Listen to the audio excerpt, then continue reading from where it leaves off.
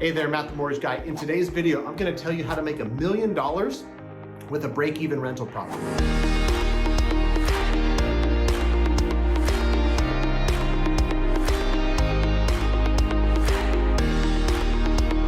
Now, before you click off and say, oh my gosh, this is some get-rich-quick kind of BS video, I've got the numbers to back it. Now, this isn't a get-rich-quick scheme. This is a get-rich-slow, but this is a simple illustration on an average property size in the California market and how over time, this single property that's breaking even every month can make you $1 million.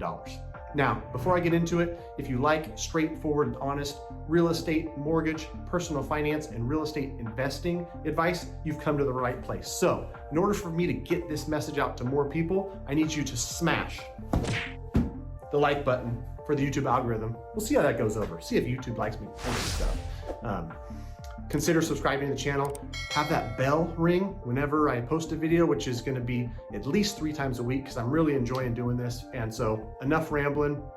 I appreciate you being here and I'll get straight into it. Now, in the California market, a lot of stuff's expensive and investors who are looking to invest in real estate, being a mortgage broker and real estate investor myself who works with a ton of investors, trust me that I have this conversation quite often. And the problem is that at the higher purchase prices that most California real estate demands, it's hard to have monthly income. But the good news is a lot of long-term investors don't want or need monthly cash flow. That's not what they're looking for. They're looking to park their money they've made in their day job in real estate, knowing that over time, it's a great investment to create wealth. And I'm going to show you an example on how you can create $1 million in wealth with an average $375,000 home that can break even on paper, and that's fine. So here's our assumptions. $375,000 property with a 20% down, meaning we're going to borrow $300,000. And for this example, I just chose $300,000 at 3% rate. Maybe higher, maybe lower. Rates are at all-time lows, so smoking interest rates, no one's gonna argue with that.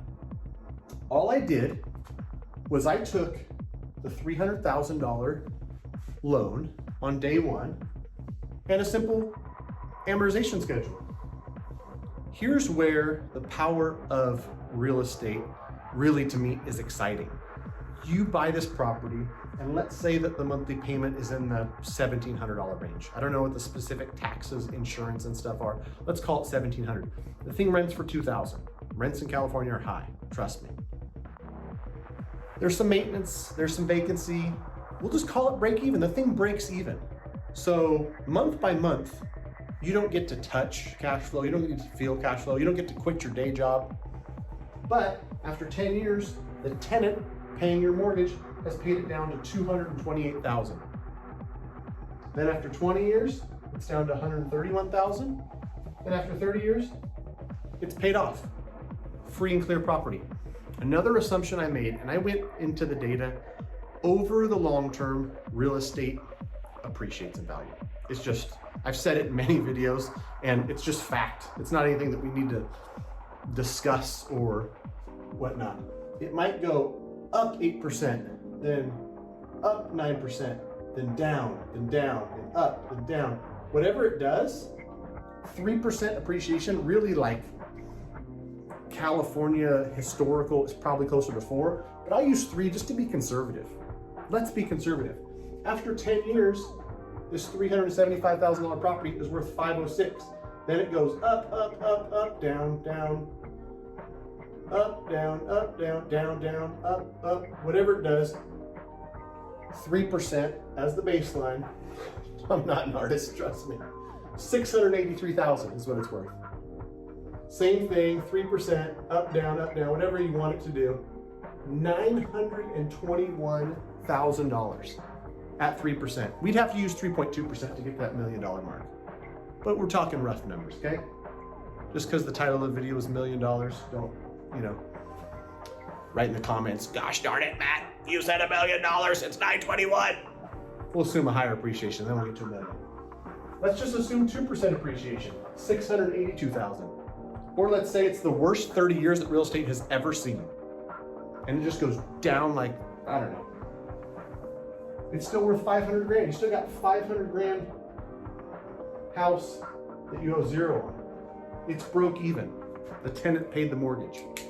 That's pretty gosh darn good. Not to mention on your taxes, you're writing off depreciation. You're writing off the interest that you're paying, even though it's your tenant paying. Real estate investing is just a cool friggin' tool to use. One single property in California. Sure, you got to come up with a down payment. Sure, 1 month you're going to lose 400, but then 2 months you're going to have 200 in cash flow. So the thing breaks even. It breaks even. But over the course of it, let's say in year 20, you decide to sell. It's worth 680, you owe 131, 550. You pay a great realtor to sell it. You pay the title company their fees.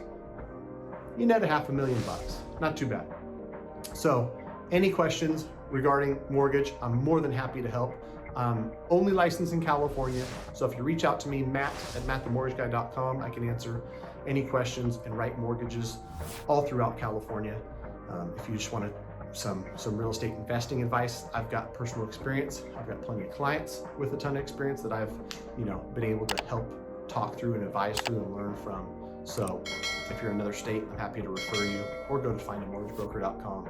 Hope this was useful. Hope it was helpful. Thanks for watching. Until next time.